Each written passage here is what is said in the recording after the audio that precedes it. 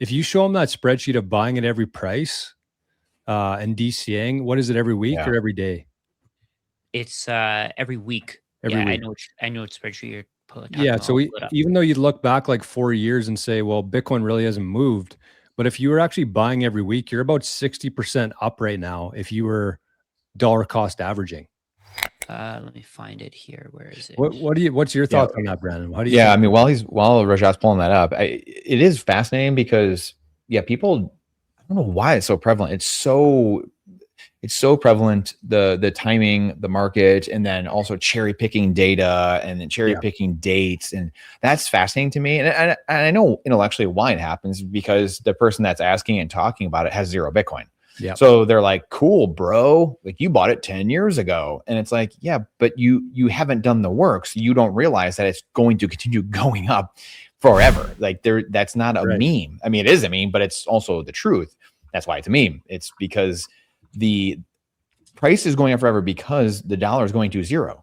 And, Jor brought up the chart a couple of weeks ago of, just Google USD to Bitcoin, and it's 100% down. It's lost 100% in the last 17 years against Bitcoin. The dollar has. So if you've been holding, you've just been getting slowly poorer over time every single year. And that's only going to increase. I mean, what Trump, a month or two ago, a couple months ago, like, oh, we need an extra 500 billion in our military budget, a 50% increase. That's, where do we think, again, in investing, there's a saying of the trend is your friend. You don't you don't swim upstream. And so unless like the thesis of Bitcoin is dead when the government says for 5, 10, 20 years straight, hey, we're paying down the debt now. We're not printing any more currency anymore. And we're getting rid of all entitlement programs. We're getting rid of basically all the military. We're doing all. Then someone can come in here and be like, yes, you guys are wrong. F you guys. You guys suck.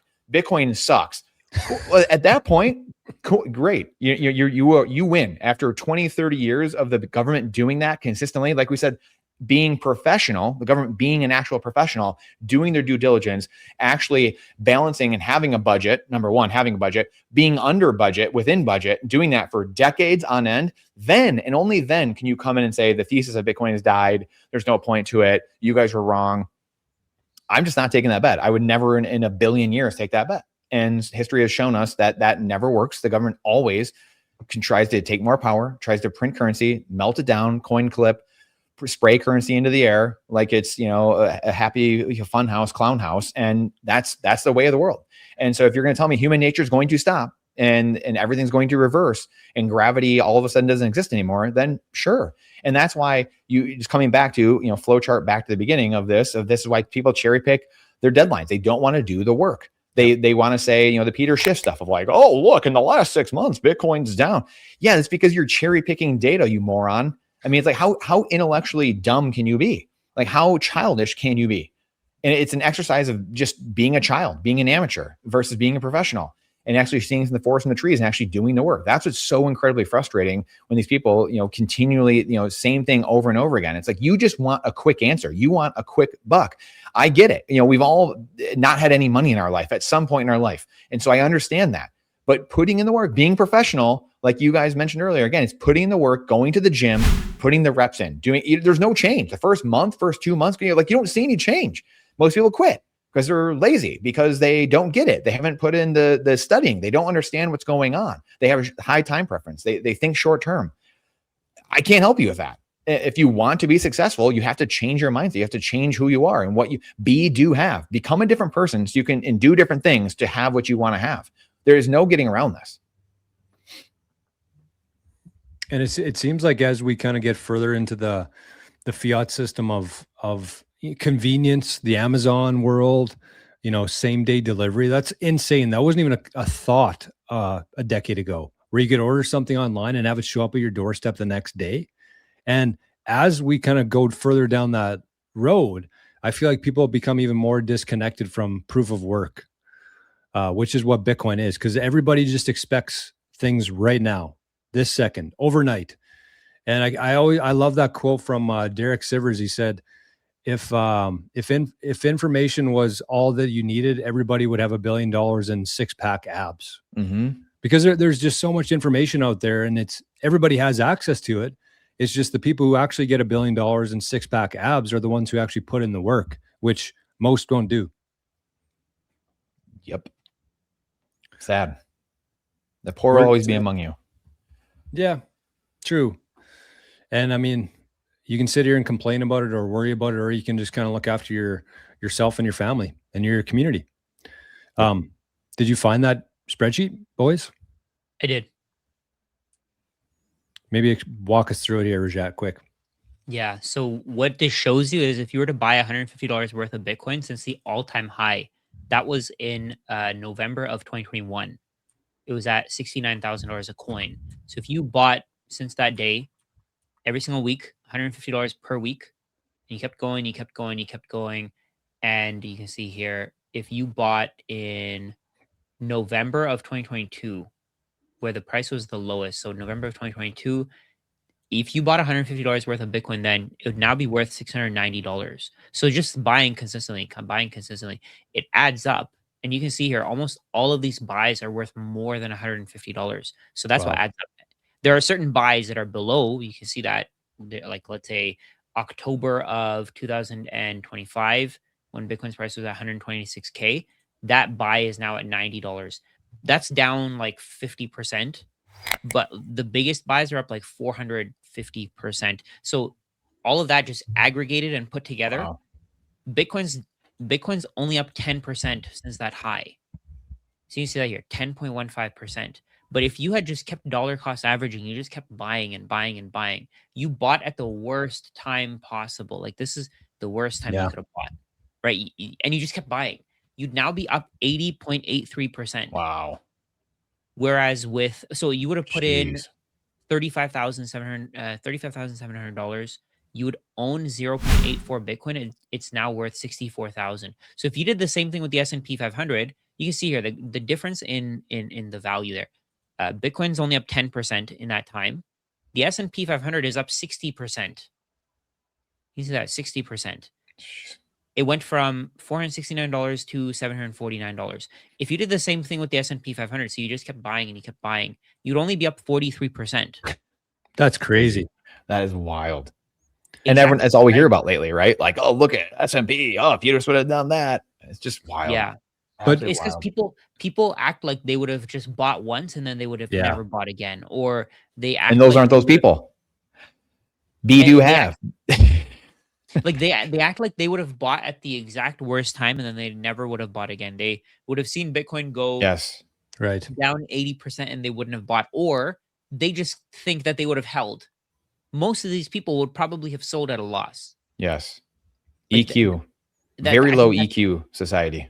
Exactly. And they say that, oh, Bitcoin's only up 10. And actually there was a comment that said, oh, Bitcoin's only up this amount. And I want to pull it up because I want to call them out on saying stupid shit. Where's the comment? The person said, oh, if you had just bought, here, sitting at 77K 5 years later. Yeah. That's what they said. Sitting at 77K 5 years later. And right there, he just made another comment too. They said past 5 years have not been that great. We hit 69K in 2021.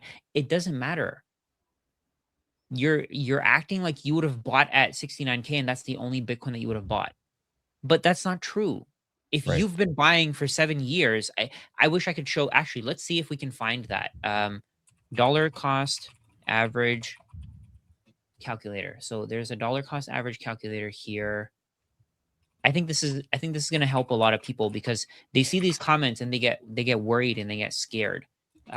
Just while I look for that, if you guys want to talk about anything else.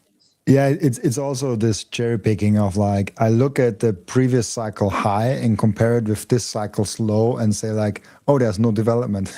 It's like it's an easy argument to make, and people will fall because for that.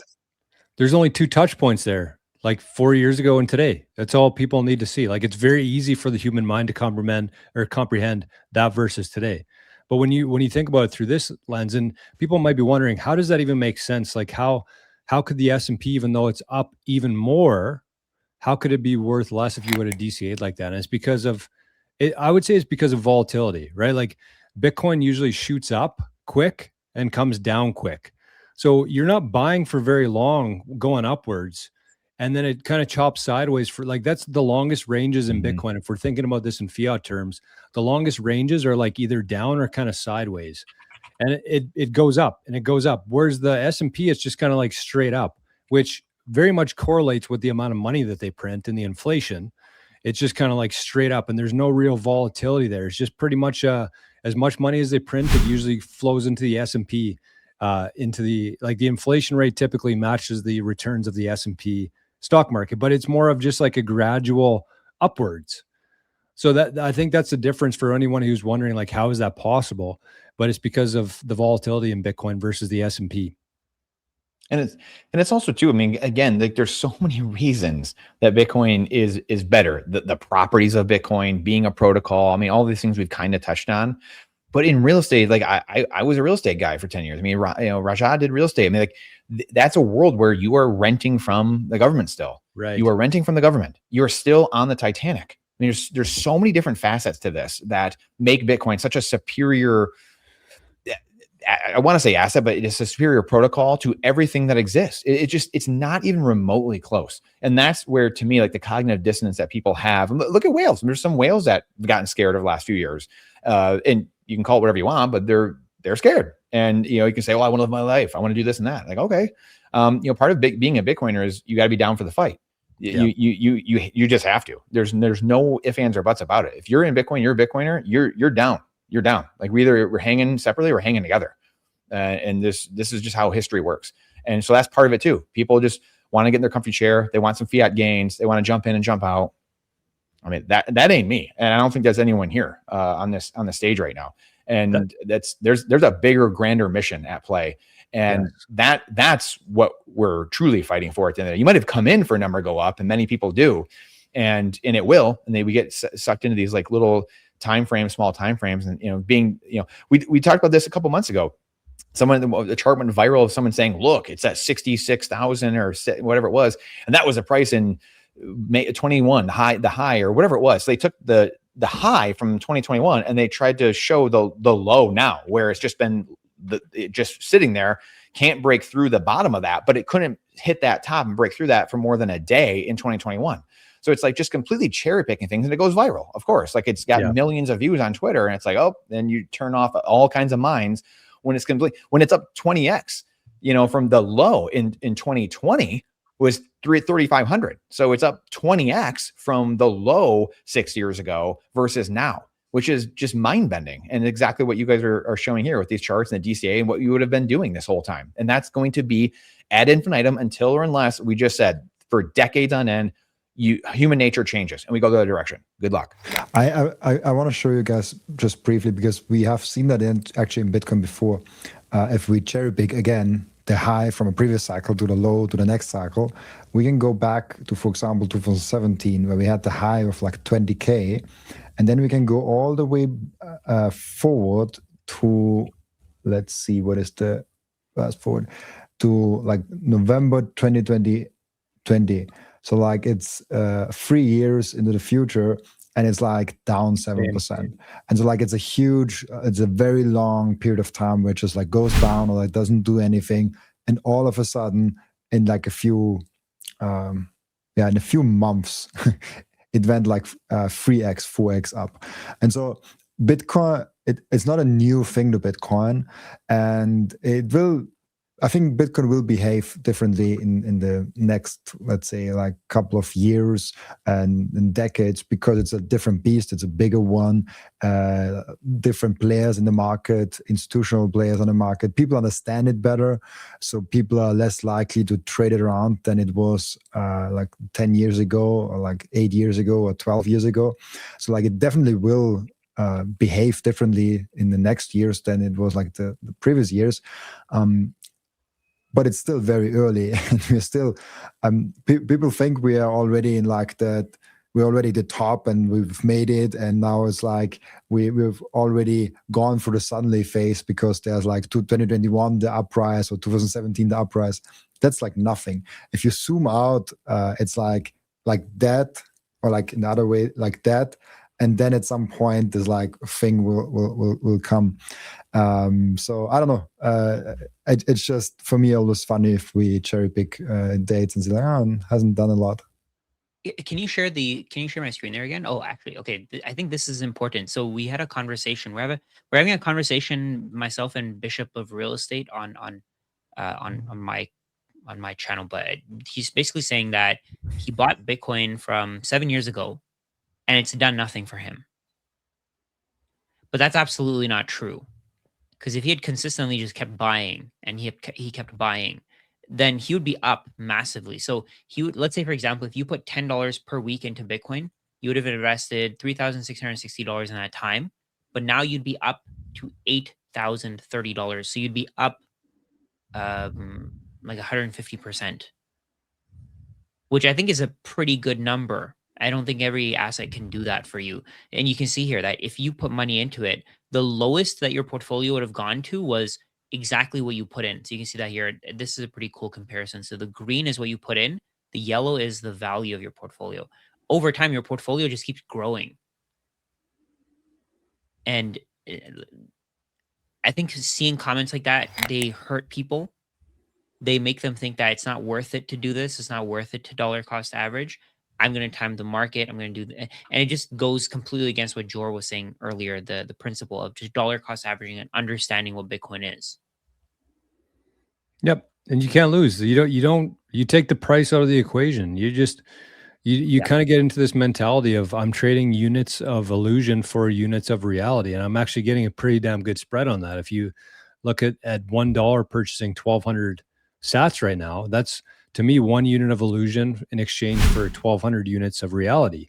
And that's really what Bitcoin is. It's reality. We even heard a general from the US military refer to it as Bitcoin is reality, because Bitcoin is the new measuring stick. So you can look at all these fiat charts and whatever it is, but one currency takes 0 energy to produce, and one currency, or one unit, I guess you'd say, is actually based on energy. It's backed by energy. You need energy to produce it.